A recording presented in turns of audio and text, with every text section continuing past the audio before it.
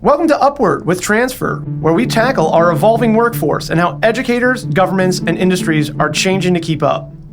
We're dedicated to building effective pathways for workers and job seekers to get the skills they need to get into well-paying careers in high-growth industries.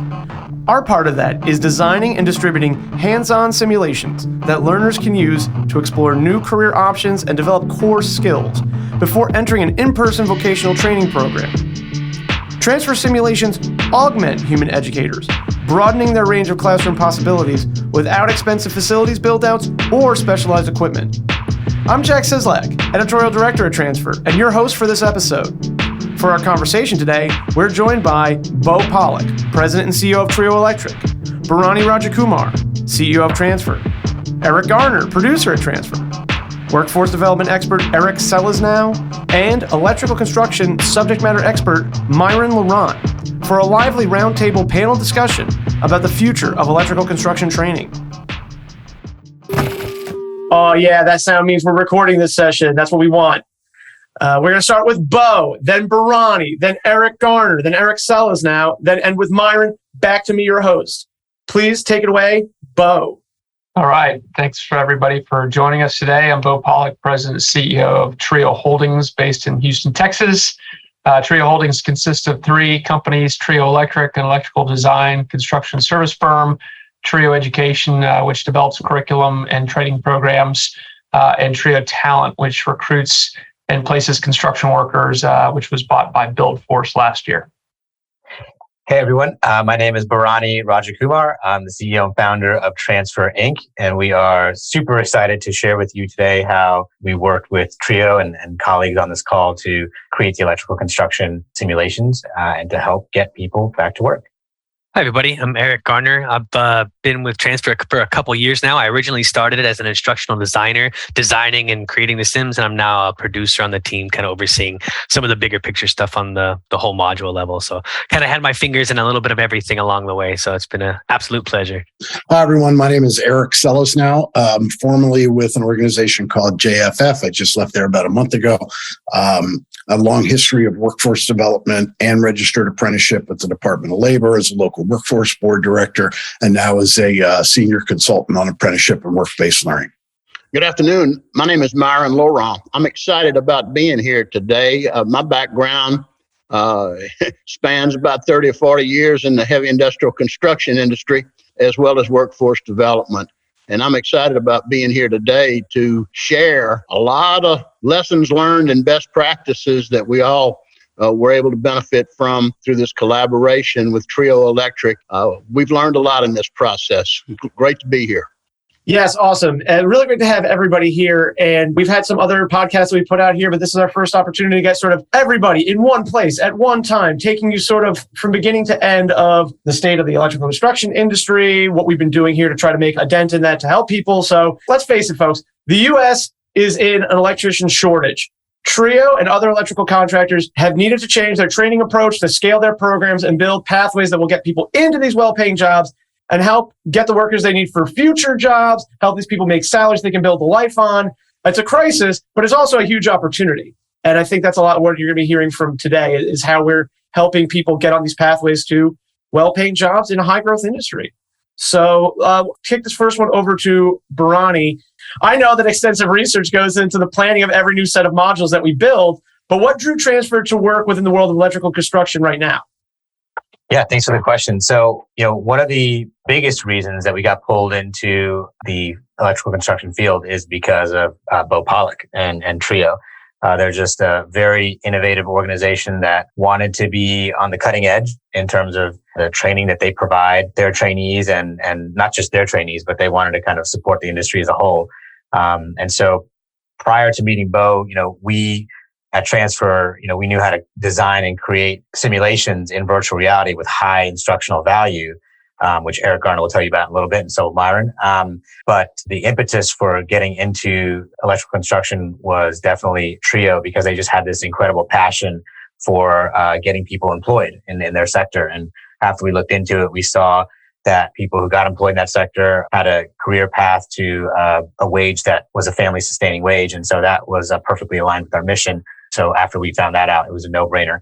And I'll leave it up to my colleagues to kind of share the story of how all that unfolded because as Myron said, we learned a lot through this process. And I'm sure as Beau will tell you, it wasn't always easy, but the outcome, I think, has been great.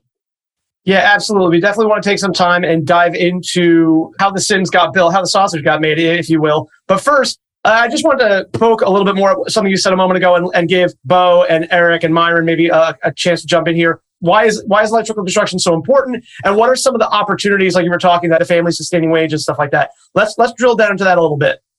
Yeah, so we have a supply-demand issue. It's simple economics. On the one hand, the supply of electricians is very short and the demand is very high, which means that for somebody who's thinking about entering into the trade, the salary should be pretty meaningful, and it's been that way for a long time. I'm obviously, of course, biased, but I think electricians are some of the smartest people in the construction trade, and therefore should get paid the most. And so, beyond that, though, there's an incredible shortage of them. And given the demand that's out there, we have to solve the problem that is. Otherwise, we could potentially be looking at a serious economic slowdown if the cost of construction continues to rise and we're having trouble, staffing projects. So it's a great trade. And of course, there's lots of great statistics out there that define the demand. But I think Build Your Future's craft professional demand data says there's over 615,000 electricians needed across the U.S. right now. And that's the top 5 of all crafts needed. So that's my perspective of why we're in this situation. If I may draft off of what Beau just shared with us, I would like to add the electrical industry is so diverse. Everything from heavy industrial to residential to commercial. We've got electronics. We've got digital electronics. We've got communications. We have fire protection. Everything we touch has things to do with the electrical trades. And anyone starting in the trades, the basic training you receive can bring you anywhere in this industry. So very diverse. There's places for everyone. A lot of times I refer to the linemen that we see that get this electricity to our businesses and to our homes. They're the athletes of the electrical field, So there's room for everyone in this industry. And Beau, my hat's off to you. There's a company there that's not only they're recruiting, but they're training and they're retaining and they're executing. And that's what workforce development needs to be about. And that's the shared vision that I believe Beau saw in Bharani's plans. And it's certainly something that I saw the first time that I met Bharani and some of his Transfr VR folks. This idea we've got to get folks productive early in the process. It's too important to leave to chance. If I could just jump in, I want to agree with both of you. Kudos to Beau and TRIO for doing just what Myron talked about. But I think this is an instructive, right, for Transfr and participants, right? Everything they just described applies to almost every industry today. It applies to IT, it applies to the trades, it applies to cyber, it applies everywhere. Can't find enough workers with the right skills. So what is the way to recruit them? Once you have them, what do you do with them? And again, Myron makes a good point. There's tons of different jobs in the electrical trade, right? There's a lot of different jobs in IT. There's a lot of different jobs, across all industries that they're having trouble filling. So this example of an employer putting skin in the game, taking the lead to develop all of this, and then finding somebody like Transfr to say, look, can you customize our curriculum for it? That's a big deal. It's a big deal in apprenticeship too, to have those partnerships. And Beau can, online learning, refer the students over to that, put them on the job, put them on the computer to do the learning. It's really a contemporary approach to a very ancient approach of apprenticeship. Right on. Well, you know what? Let's pivot right there and talk about how, this is for you, Beau. Tell us a bit about TRIO's in-house training program and then why you decided to add a VR component. And then how are the Sims being used right now? Yeah, sure. So for many years, we outsourced our training to, our National Trade Association, which is pretty typical for most contractors, both union and non-union. The curriculum being taught in those programs was largely focused on a national electrical code book and ultimately being able to pass a state electrical journeyman's test. If you ever walk on a job site, though, you never see electricians carrying around code books. You see them bending and installing conduit, roughing in walls and overhead spaces with boxes, pulling MC cable, pulling wire, terminating things. So we decided to start our own in-house training program that would teach entry-level employees how to be productive in those tasks and do them safely. And we started that back in 2013. And we realized leading into it that it was working really well, but there were some scalability issues over time. Finding instructors to teach our programs and all of the other places that we've expanded to that use our curriculum has been extremely difficult. The cost of material continues to go up and is really a thing because all those programs require consumables. And then during the pandemic, everybody went to remote learning. And so we were really searching for a way to continue the training programs that we had been using, but doing it in a manner that was more scalable and could address some of these issues that were keeping us from greatness. And so by adding a layer of virtual reality and these simulations that Transfr and the team helped us create, we're able to basically resolve all of these issues and have a lot of other unintended benefits along the way, which we can talk about.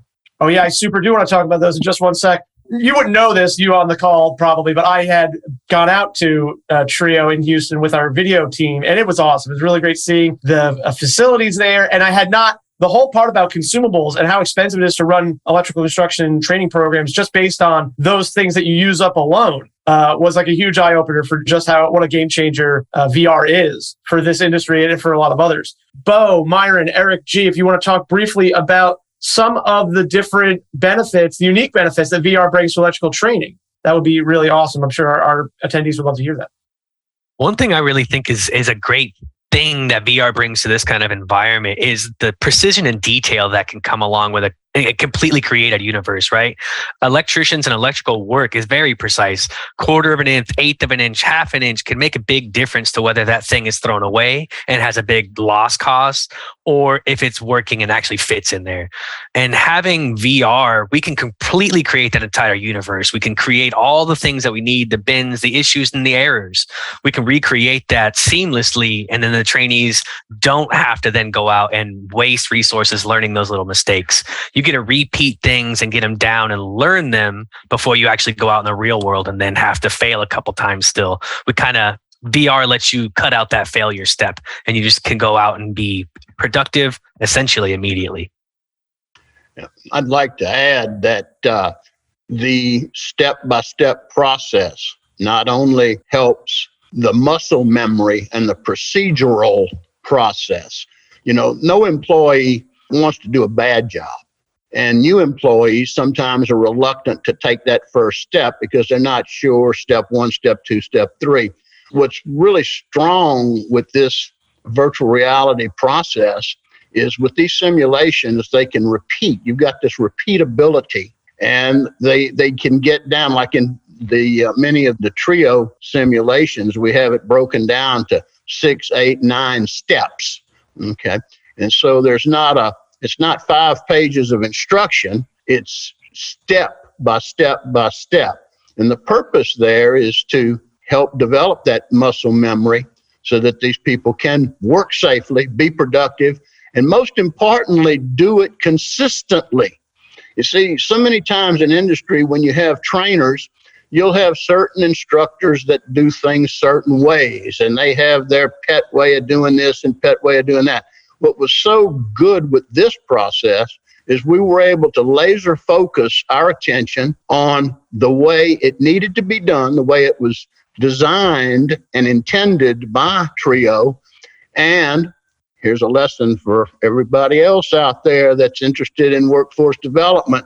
They took videos of an expert worker performing the job.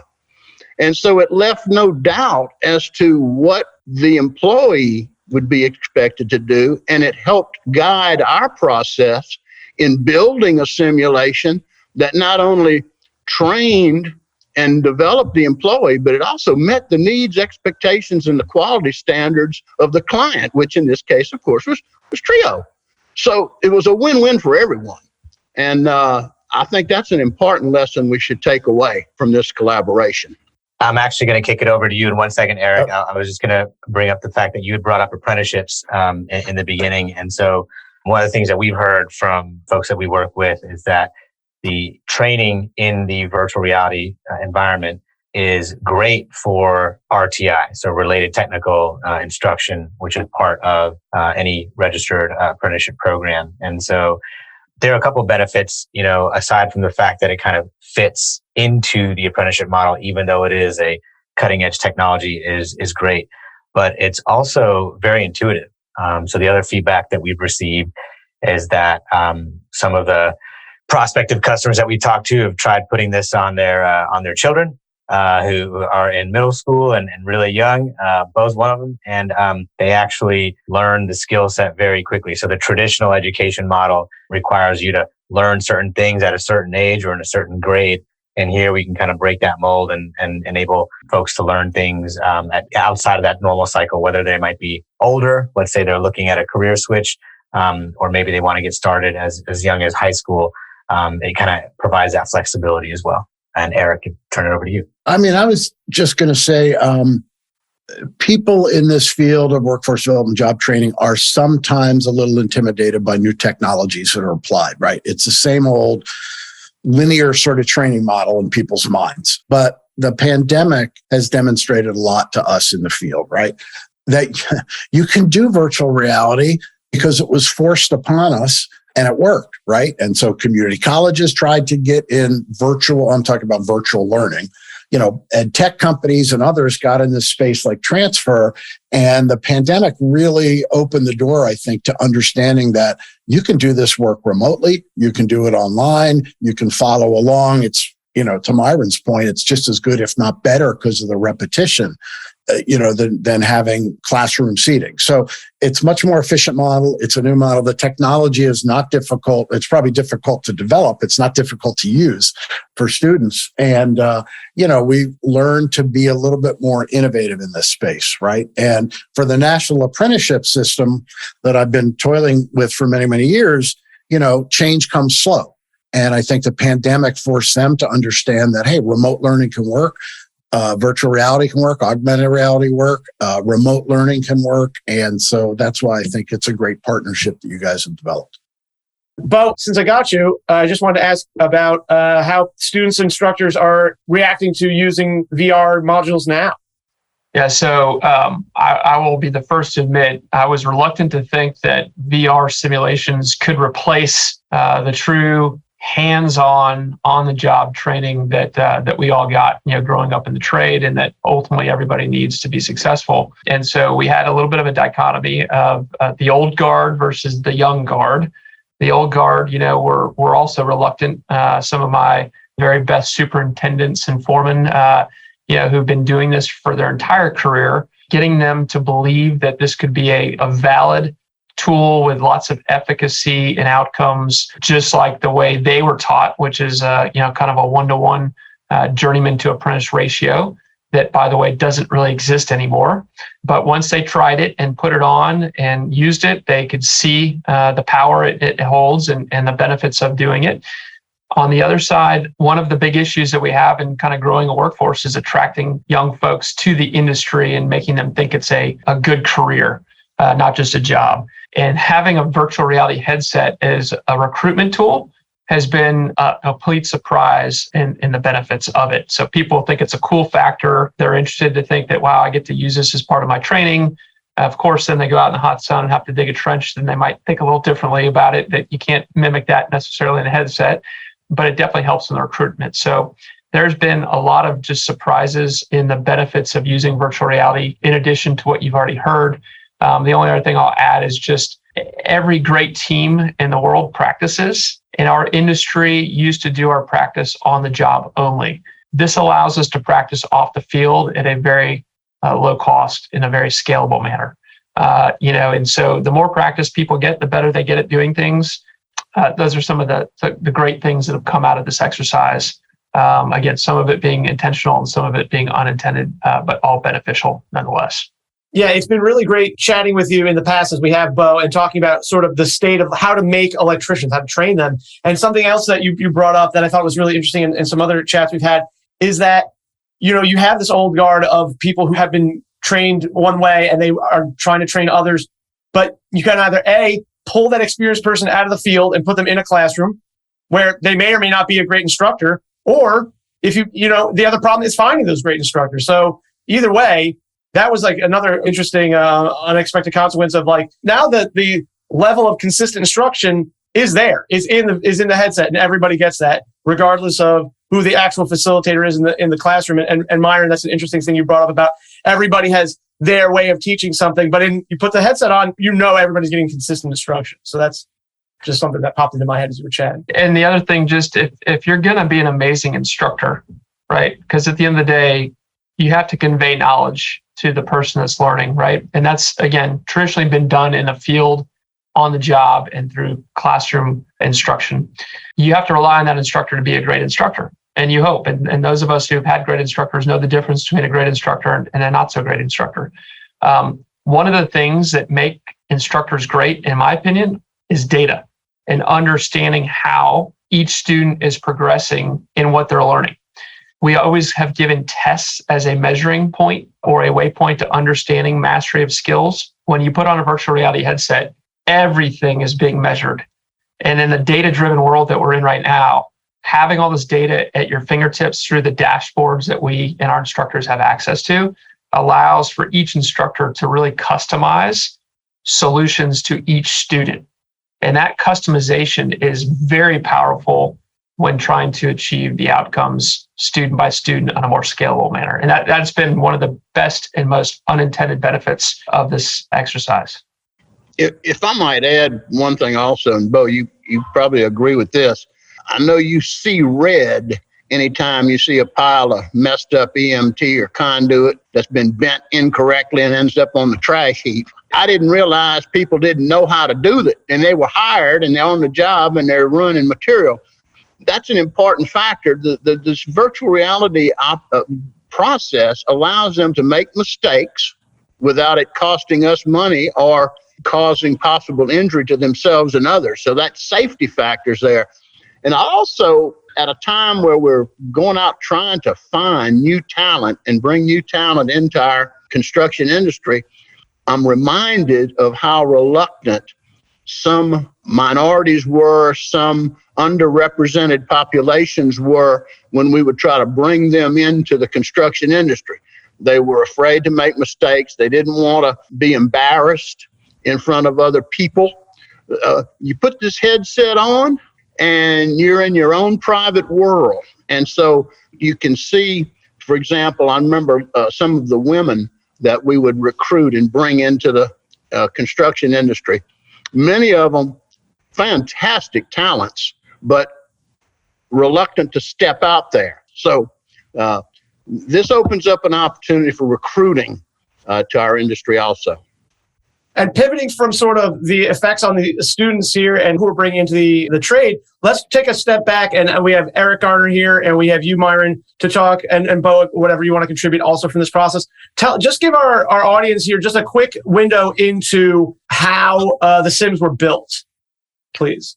Well, it all kind of starts with somebody from the field, one of the subject matter experts, and mostly Myron, designing what you had to do this task. And then somebody would need to design how that translated into the virtual world. And it's not always as simple one-to-one. You have opportunities to teach better, to take into account like adult learning styles and stuff like that, and add in those benefits that the virtual world provides you over the real world. But once somebody analyzed the tasks that need to be done, you get a design. That design then gets sent out to a bunch of different people to create the art, the sound, the voices, everything that needs to be brought in and created to create that virtual world. And that specific exercise all needs to be created by the many different talents out there. Then the programmers would bring that all together and then add in all the structure and the learning and the mastery components and the data analysis, and the designers and the developers would bring all that together and actually get it into the headset. And from there, then would need to be tested a bunch of times, because just because it's all brought together doesn't mean it was all brought together perfect, because this isn't just a video game, right? If you hit the thing and the sound effects is not right, that's not a big deal in a video game. But if you teach somebody how to do things wrong, it can be life-changing. It can cause damage. It can hurt people. So the quality has to be the most paramount thing that we take into consideration. So testing needed to be done, and then redoing and changing things, and then we now would have the sims in the headset. And now you have that learning experience, and it would take you from not knowing anything about what that task is, doing it a bunch of times, and then at the end of it, you would feel confident that, yeah, I bet I could go out in the field and do that. I may not get it perfect, but I know exactly where I'm at. I know what these things are called. I have that comfort level and that removed cognitive load when I get out into the real world, that it'll just all make sense. Also, those first initial steps in this process were extremely important. We got off to a rough start in the beginning because there was communication. Of course, communication is key to everything. But it was when Beau's team started putting together the videos and feeding the videos to us, showing us how their expert craftspeople are to perform to specification, meeting quality standards, doing the work safely. Once that was established, then it was a matter of breaking that task, and everything that was something else that was smart. All of this was task oriented. It wasn't learning for the sake of knowing something and taking a test. It was learning for the sake of performing a task that was necessary for an organization, TRIO, to achieve the organizational objectives that their client is paying them for. So this was a seamless process. So we took the videos, broke it into steps, took the steps and broke that further down into what exactly they needed to know to perform those steps. And of course, at that point, I was out of the game, and all the techie people took over. But what it did is it put out a product that's actually of benefit to the learner, to the company, and ultimately to the client that TRIO is serving. Yeah, it's awesome that we were able to work with a client that had a tried and tested and true curriculum that's just been making electricians. That's really phenomenal. Speaking of curriculums and aligning things, so a question that we got here from our audience is, would Transfr modules potentially be able to be integrated with services that go hand in hand with some official certifications in a safe virtual manner? For example, here, OSHA safety certificates with plant safety modules, things like that.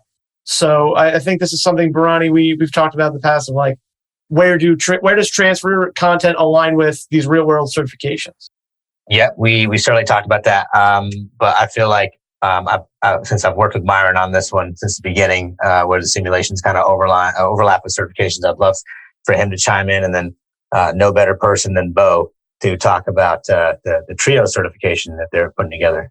So Myron, I'm going to turn it over to you, and then Beau, if you could chime in on that, that'd be great. Thank you, Bharani.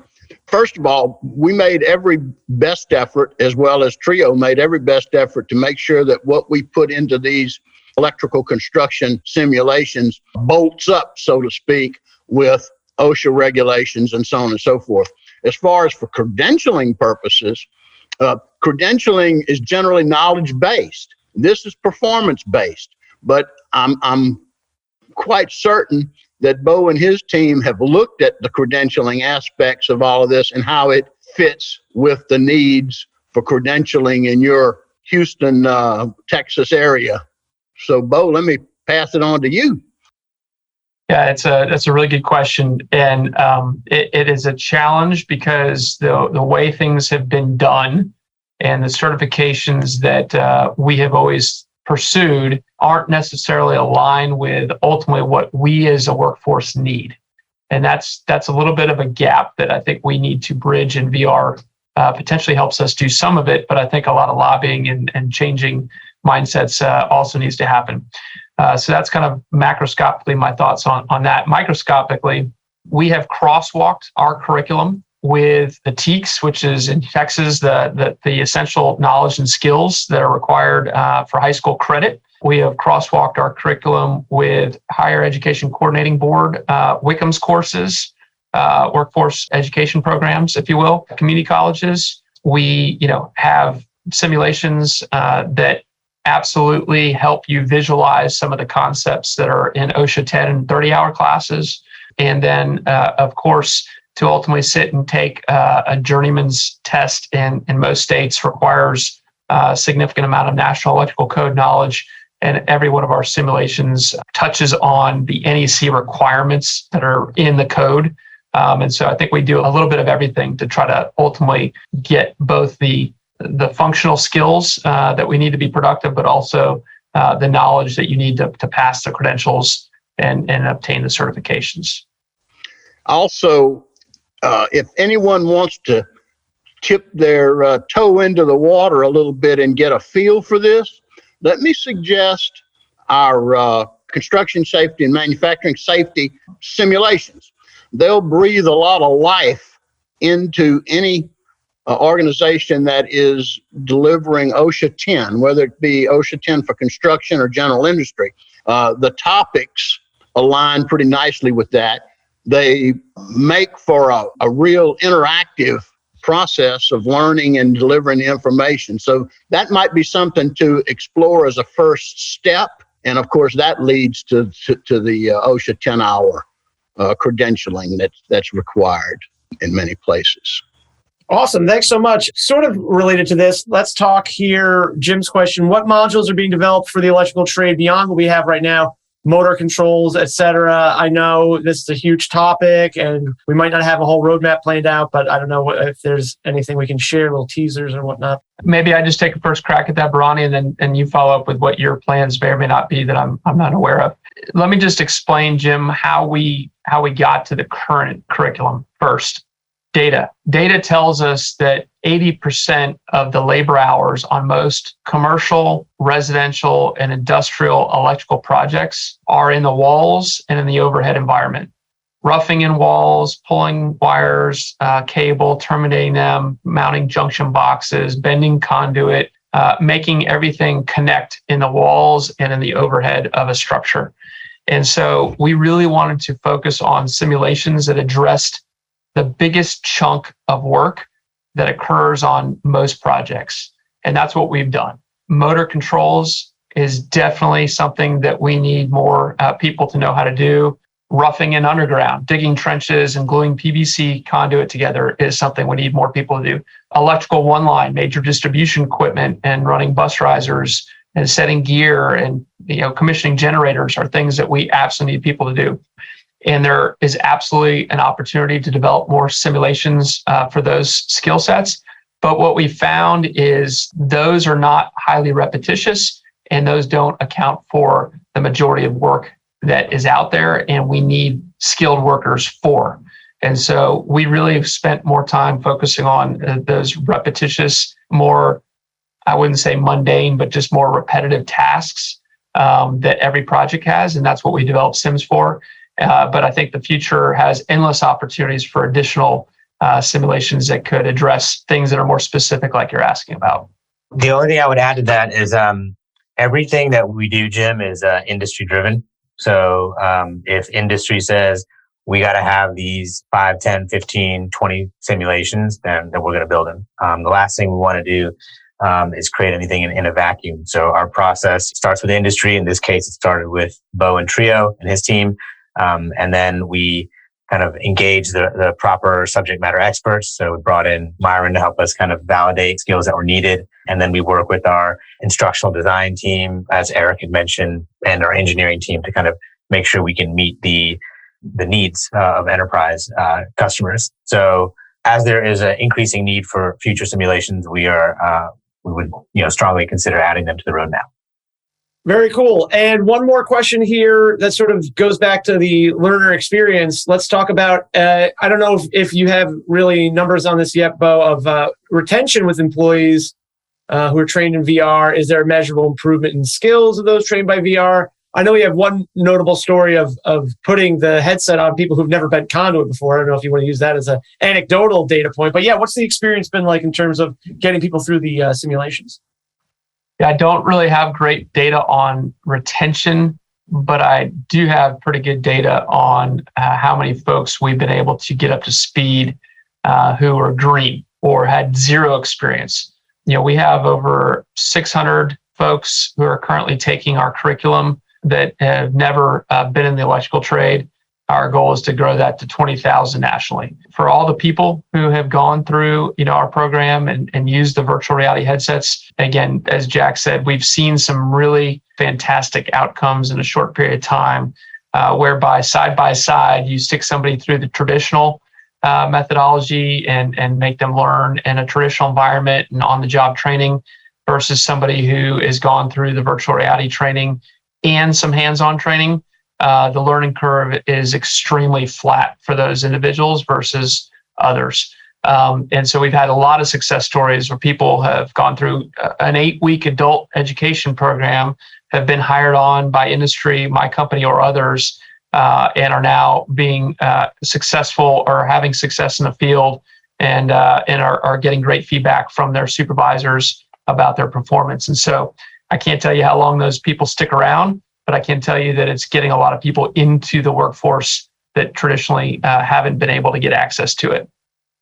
And it's a win-win for both.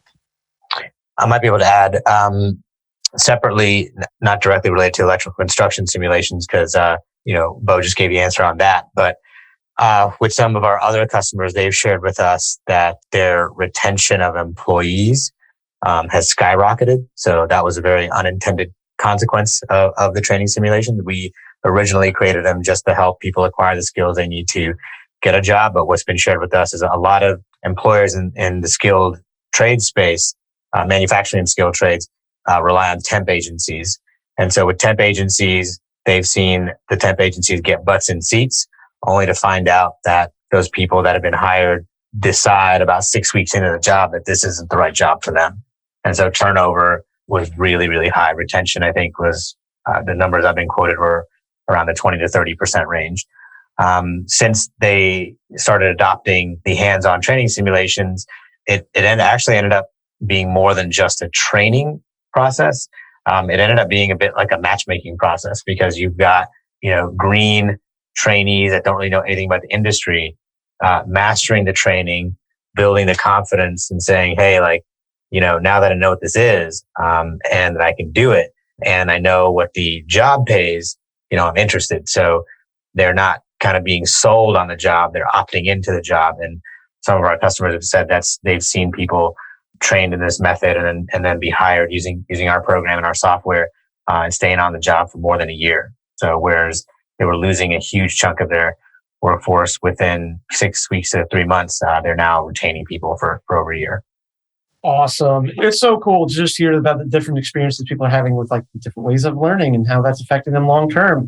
Let's also just jump back to something we were kicking around before the session started. We were in the virtual green room just hanging out.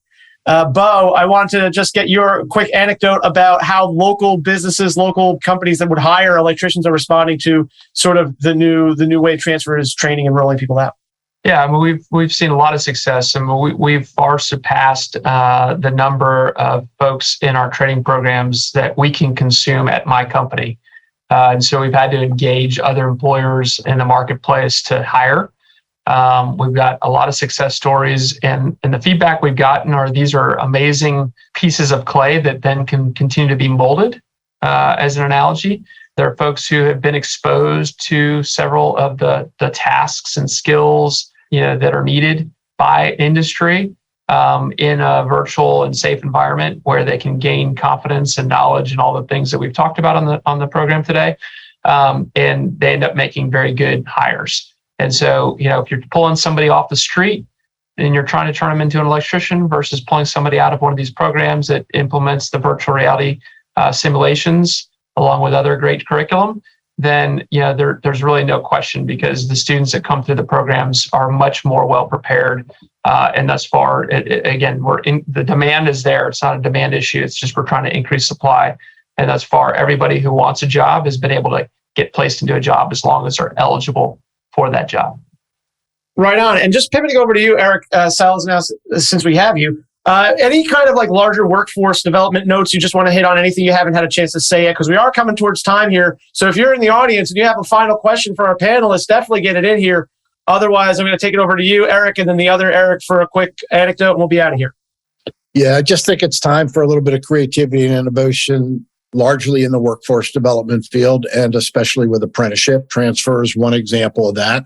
I know there's some folks from community colleges on the lines where they're pivoting and trying to become more innovative in delivery of remote and services. So, learning can happen in a lot of ways. It's just not a linear thing, right? You don't finish high school, go to college, and then go to a job. Many people do, but it's okay not to do that. And it's okay to go to high school, work, do apprenticeships, on the job training, get some experiential learning in, but you need to have sort of the theory of the work behind you to do that. And that's what somebody like Transfr or other approaches to learning and virtual learning specifically can do. So I see this, heading this way in the future. It's much more efficient, I think, than others. I mean, I'm sure, I don't want to get into Bharani's detail. I'm sure there's cost to it, but when you weigh things out in terms of efficiency and effectiveness and return on investment for employers, I think this is something to seriously consider. Very cool. Looks like we did get one more. Interesting. How does VR shorten the training time of the average worker? Do we have any feedback on that from this program? Yeah. So, I mean, there are just like some really basic practical things. So, for example, so that the headsets can be used either in a location. We do have some customers who use it from home as well. And so clearly in the instance where folks are using it from home, that just eliminates like travel time. So that on its own saves time in learning the skill. But as it relates to the actual training, just comparing training time to in-class time, what we've seen and heard is that a lot of time in the classroom, not everyone is active every second, right? They might have to sit around and watch somebody else do something before they get a chance to do something. And so when you're in the headset, as folks were describing earlier, it's you're totally focused, you're zoomed in, and so you're learning/working the whole time. And so we've seen some of the training times decrease, not because it's faster in VR because like someone talks faster, but it's faster because you make a mistake, you get immediate feedback. So you're not waiting around until the next day or the next week to get feedback. That feedback is immediate. And so you can learn quicker. And obviously, because you're getting the feedback just in time, you're able to retain the information. Yeah, and just to add to that, I don't have a lot of empirical evidence that says it shortens the overall time of training. But what I can tell you is, given the nature of the individualized training that this offers, that students who are normally in a classroom that can only go as fast as the classroom and the instructor allow it to go, have the ability to excel on things quicker because you're doing it on an individualized basis. And that data that I referenced before provides all those outcomes where you can see Johnny is mastering these skills very quickly and can move on, where Susie might not be mastering a skill and she needs a little bit more time to do it. But I think that's really where, besides all of the benefits we've talked about, the time that comes to my mind is just the ability to have customized learning outcomes and mastery level verification on an individual basis, which is very rare in a classroom, except when you give a test. This is every day on everything that they do. Awesome. Thank you so much, everybody. And I just we're wrapping up here. I know we got one question here in the chat about this IT department. Bharani, if you want to tackle that about these headsets, go ahead and speak to that, please. Yeah, sure. So thanks for the question, Samson. Right now, as you stated, we provide the hardware and the software, and that's just so that we can be ensuring that we're providing like a top-notch experience that, things don't break, or if they do, we can fix them very quickly in the shortest time possible. And if, folks acquire their own hardware, that just becomes harder to do because sometimes the hardware providers make updates to their hardware that then render some of the software to break. But to your point about the Quest 2 and allowing our app to be installed on other hardware, that is something that we're looking at for next year. So what we can do is probably put you in touch directly with our CTO to have that dialogue about the needs that you're facing and the needs that you have, so we can address your point more directly. Last question about accessibility here is, are there any plans to migrate this training into a broad, accessible platform like in the gaming world? Yeah, another great question and similar kind of an answer to that. We test the hardware. So hardware providers contact us on regularly, and so we always test the hardware and make sure that the experience is optimal before we agree to put our software on anyone's hardware. And so, to your point about accessibility and broadening the types of hardware we make it accessible to, that's a constant discussion. We have the next hardware device that we're working with is the Pico. You guys are familiar with that. And we have a couple of other ones that we'll announce early next year as well. But that's an ongoing discussion. We want to make the software available on as many platforms as possible without sacrificing the user experience that customers have told us they enjoy. Well, speaking of experiences that we all enjoyed, let's thanks everybody on this panel for being here. I had a great time. All of you look like you had a great time too. And it was great to see your smiling faces, Bharani, even though I know you're like one room away from me. So I'll see you in a minute. Everybody, again, thanks so much for your time, your expertise. Those of you who helped actually physically make these and have us help all these people that are going to get these simulations. So big round of applause. You can't hear the people at home cheering for you, but have a great rest of your day, everybody. And those of you listening to this, watching this, stay tuned. We're going to cut this into a cool little promo extra podcast, and we'd love for you to take a listen or be able to share that around to people who couldn't make it here today. But thanks, everybody. Wave to the camera, and we are out of here.